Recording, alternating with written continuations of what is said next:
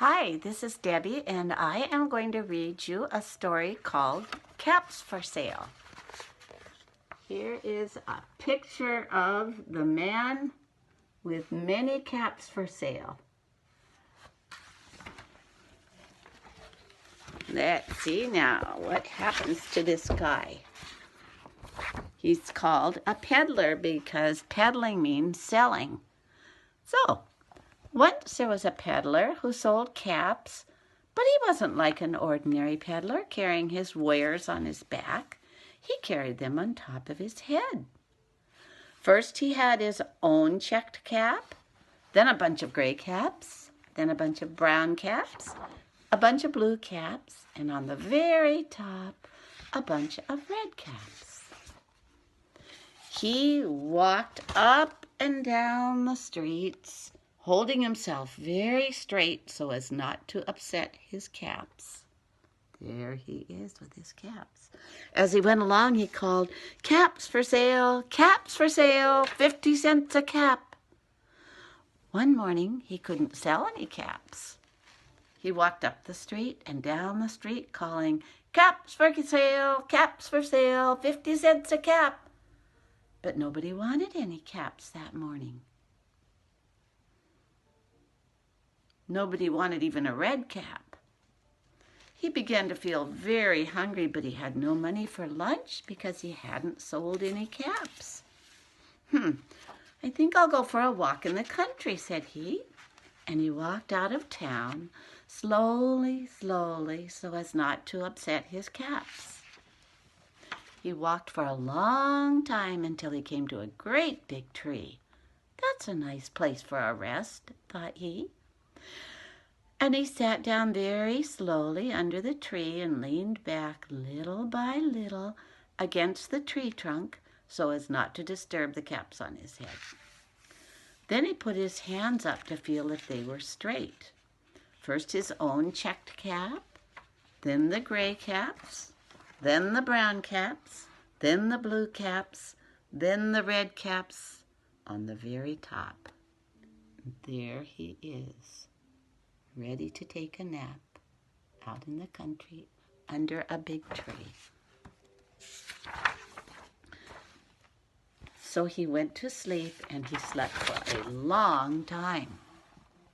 When he woke up, he was refreshed and rested, but ooh, look at his hat. Something's wrong. But before standing up, he felt with his hand to make sure his caps were in the right place. And all he felt was his own cap. All the rest were gone. He looked to the right of him. He looked to the left of him. No caps. He looked in back of him. No caps. He looked behind the tree. No caps. Then he looked up into the tree, and what do you think he saw? On every branch sat a monkey, and on every monkey was a gray or a brown or a blue or a red cap. How about that? Those monkeys were into monkey business. The peddler looked at the monkeys. The monkeys looked at the peddler. He didn't know what to do. Finally, he spoke to them. "You monkeys, you said," he said, shaking his fingers at them, "you give me back my caps." But the monkeys only shook their fingers back at him and said, "Tss, tss, tss." Uh-oh, that didn't work. This made the peddler angry, so he shook both hands at them and said, "You monkeys, you give me back my caps." But the monkeys only shook both their hands back at him and said, "Tss, tss, tss." Now he felt quite angry. He stamped his foot and he said, "You monkeys, you better give me back my caps." But the monkeys only stamped their feet back at him and said, "Tss, tss." They're laughing at him. By this time, the peddler was really very, very angry. He stamped both his feet and shouted, "You monkeys, you must give me back my caps." But the monkeys only stomped both their feet back at him and said, "Tss, tss, tss." At last he became so angry that he pulled off his own cap, threw it on the ground, and began to walk away. But then each monkey pulled off his cap. What do you think happens?